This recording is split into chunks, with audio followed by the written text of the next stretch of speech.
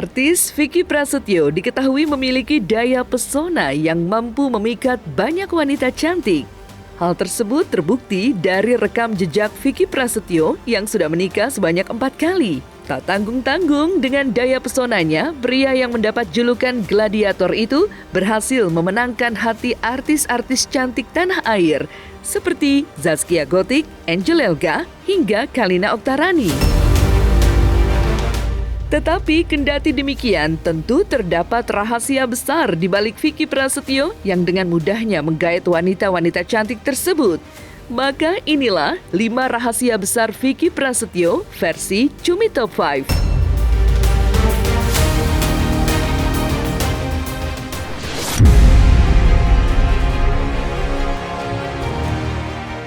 Pria berusia 40 tahun itu bahkan dikenal sebagai playboy kelas kakap pada masa lalunya. Belum lama ini tersiar kabar yang cukup mengejutkan, di mana tak banyak halayak yang tahu. Uniknya, keluarga besar Vicky masih begitu mencintai mantan istri pertama Vicky Prasetyo tersebut. Bahkan, saking cintanya keluarga pada Rama Nuraini membuat Kalina Oktarani cemburu berat hingga memutuskan bercerai dengan Vicky Prasetyo.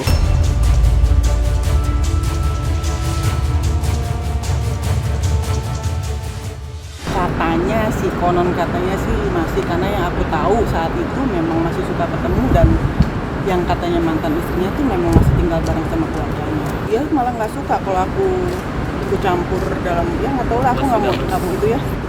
Saya tidak merasa ada hubungan apa-apa sama dia. Aku nggak tahu. Kalau itu tanya aja sama mereka. Yang pasti waktu sama saya pernah tinggal di rumah. Mereka pernah liburan bareng-bareng. Saya nggak tahu mas. Tanya sama mereka, dia orangnya langsung ya. Kita sih masih hubungan baik aja. Kadang dia suka ke rumah apa gitu, masih hubungan silaturahmi baik. Kadang juga kan tetap itu nyokapnya, jadi kayak gue nggak bisa, sorry ya nggak bisa datang ke sini, gue nggak mau. Terus kayak yaudahlah, kalau misalnya kita masih bisa baik gitu, ya udah kenapa enggak.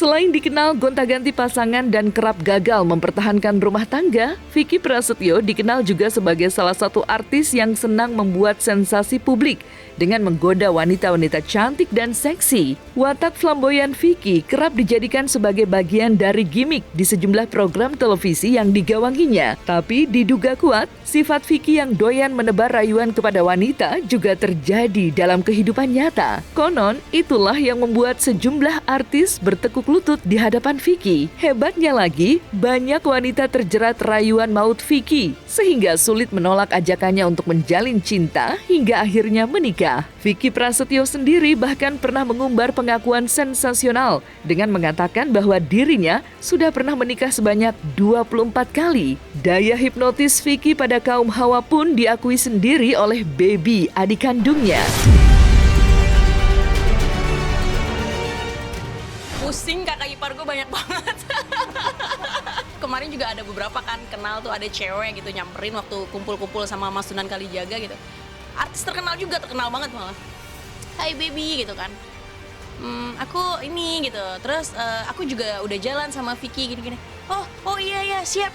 Udah gue gitu aja, sekedar gitu aja. Gue nggak mau lagi, pusing gue nanti. Jadi terakhir tuh pas udah divorce sama Kalina itu, akhirnya kayak itu sebelum pas dia married itu gue dalam hati udah begini, pokoknya kalau ini sampai berakhir lagi, pokoknya gue harus kayak agak bikin komitmen agak serius gitu sama Kak Vicky. Takut ada hal-hal yang nggak diinginkan lagi gitu, karena kan lumayan agak berpengaruh juga di lingkungan anak-anak itu gitu, kayak Ben, Dedi kamu maminya ganti lagi Ben, gini-gini gitu-gitu kan. Nah itu kan untungnya keponakan-keponakan juga modelnya yang udah metal lah, dia tuh udah gitu-gitu aja. Kalau misalnya ada yang nanya gitu, ya lah Dedi aku kan gladiator, udah begitu-begitu aja dianya gitu kan. Awal-awal tuh nangis, dia pikir tuh itu kayak dibully, apa dia dapat pressure dari teman-temannya. Tapi udah kesini dia udah agak santai. Aku berharap sih Dedi di umur ini nikahnya nggak main-main. Gimana ya, biar Dedi juga bisa jadi ayah yang baik, juga bisa jadi suami yang baik. Jadi keluarga kita saling melengkapi. Ini kan maksud kita kayak kita juga butuh seorang ibu di hidup kita. Udah ke dalam amat sih. Kalau kakak cinta? Enggak dulu. Enggak, Mau maksudnya punya filosofi apa buat aku? Dedi kalau minum di Iya. gelas, ya kan? Minum aku di gelas. Iya, ada airnya. Terus Nah. gelas itu jatuh. Nah, Pecah nggak? pecah dong. Nah itu deh Kenapa? perasaan hati mama-mama kita. Maka dia harus minta maaf dulu. Oh, jadi Gimana? karena gelas itu pecah, serpiannya kemana-mana, aku nggak bakal bisa ngumpulin serpian itu. Nggak Itu bisa pun dibalik. perasaan mama-mama kalian. Iya. Mama-mami kalian tuh sebenarnya seneng bisa dinikahin sama seorang Vicky Prasetyo. Bener juga sih. Kalian tuh harus tahu semuanya. Ya oke, terima kasih kakak cinta, udah luar biasa, bagus banget filosofinya. Kalau Mano kira-kira ada apa buat aku? Semua kesulitan atau masalah yang Allah kasih itu pasti ada jalannya. Jadi dengan cara kita menjalankan itu, Dedi tuh minta maaf ke mama kita dan restu dari ridho Allah agar hidup Dedi tetap lancar, tetap dipermudahkan oleh Allah, ingat ibadahnya, ngajinya, juga bisa Dedi berdoa supaya dapat istri yang baik.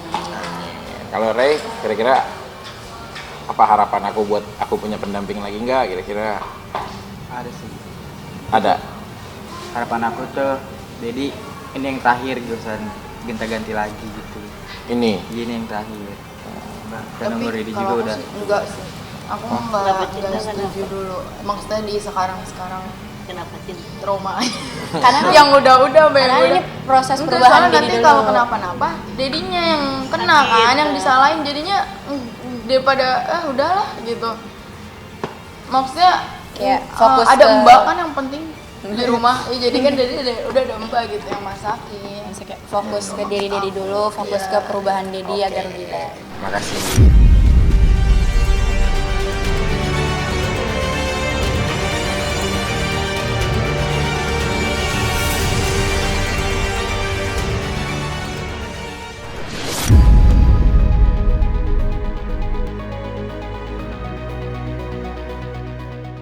Tidak hanya sengkarut terkait pasangan hidup, Vicky Prasetyo juga dikenal sebagai sosok yang penuh dengan kontroversi. Beberapa tahun silam, Vicky pernah terlibat kasus hutang piutang hingga memaksanya berurusan dengan polisi. Selain persoalan finansial, yang paling sering diekspos adalah masalah rumah tangganya dengan beberapa selebriti yang hanya bertahan seumur jagung. Menariknya, sebanyak apapun masalah yang ada dalam hidup Vicky Prasetyo, ia selalu mampu keluar dari kemelut tersebut dengan enteng.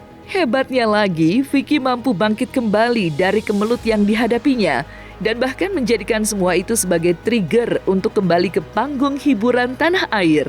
Lantas, seperti apa sebenarnya Vicky Prasetyo menyelesaikan permasalahan yang bagi kebanyakan orang mungkin terasa rumit dan pelik? Udahlah, kita udah ngelewatin banyak banget kan sama dia tuh, udah lebih dari bukan cuma kalian tau lah guys, dari yang waktu di pesantren sini, pesantren situ kan kayak gimana, banyak hal yang udah kita laluin gitu. Udah bergeser kali ya visi hidup kita tuh, udah namanya anak-anak udah pada besar gitu, anak-anak udah bersatu semuanya. Jadi udah mulai, ya bukan Vicky Prasetyo yang dulu-dulu gitu loh. Kayaknya udah mulai aku pengen berharap ada pergeseran dari sikap aku yang pastinya harapan, perubahan untuk menjadi lebih baik. Walaupun perubahan itu bukan untuk diumumkan ya. Tapi semoga ini menjadi niatan doa aku buat anak-anak. Semua kesulitan atau masalah yang Allah kasih itu pasti ada jalannya. Jadi dengan cara kita menjalankan itu, Dedi tuh minta maaf ke mama kita dan restu dari ridho Allah agar hidup Dedi tetap lancar, tetap dipermudahkan oleh Allah, ingat ibadahnya, ngajinya, juga bisa Dedi berdoa supaya dapat istri yang baik.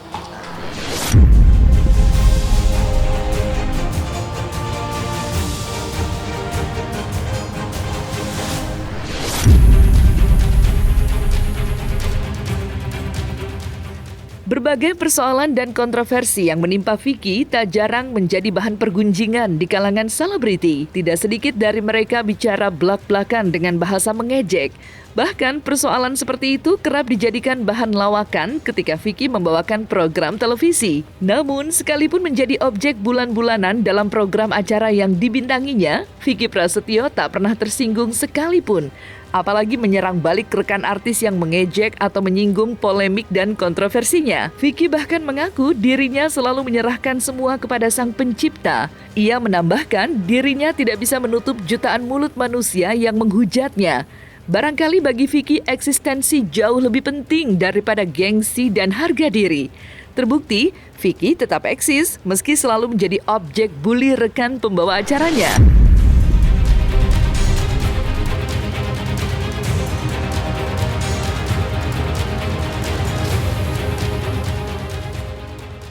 Ya kalau aku sih serahkan aja semuanya gitu loh, ikut biarin mereka berkembang seperti semestinya gitu loh.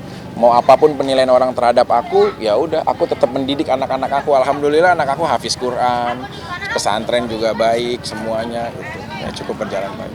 Surga itu kan bukan di mulut orang lain kan. Justru kuncinya dari ketetapan Allah. Jadi ya udah. Aku sih ikhlas aja apapun orang tentang kita seperti apa dan bagaimana gitu. Cuma memang sayangnya kalau sampai nanti dosa itu menjadi dosa jariah ataupun dosa hablum minannasnya untuk sesama manusia kan. Mereka menilai tanpa tidak tahu, menghakimi seperti apa. Tapi kalau pribadi aku, wallahi ya, aku mah ikhlas aja, nggak ada masalah apa-apa. Anak-anak sih lebih kepada kenapa deh kalau nggak memilih untuk membalas atau apa enggak sih. Karena kalau kita tahu apa yang telah kita dibicarakan buruk terhadap orang lain, ya maka dosa dan apapun yang menjadi diri kita akan diangkat melalui mereka yang membicarakan kita.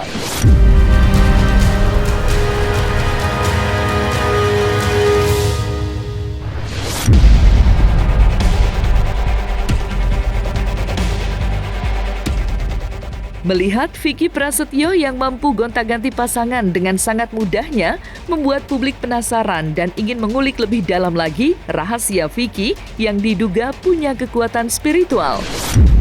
Beredar rumor di kalangan terbatas, Vicky Prasetyo memiliki ilmu spiritual yang mampu memancarkan aura dan mampu memikat kaum hawa. Dan konon, hal tersebut bisa ia dapatkan lantaran kerap menjalani ritual bertapa di petilasan makam Prabu Siliwangi di kawasan Sancang, Jawa Barat. Ya, lokasi tersebut memang dipercaya warga setempat sebagai daerah yang kental dengan mitos mistis. Lantas, seperti apa tanggapan Vicky Prasetyo akan rumor miring tersebut?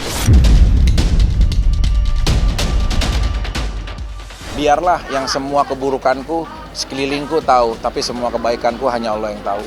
Ya Tuhan menciptakan dua tangan untuk kita nggak akan mampu menutup jutaan mulut orang yang akan membicarakan tentang kita ya. Jadi dua tangan ini cukup menutup dua telinga, fokus terhadap apa yang akan kita capai ke depan gitu.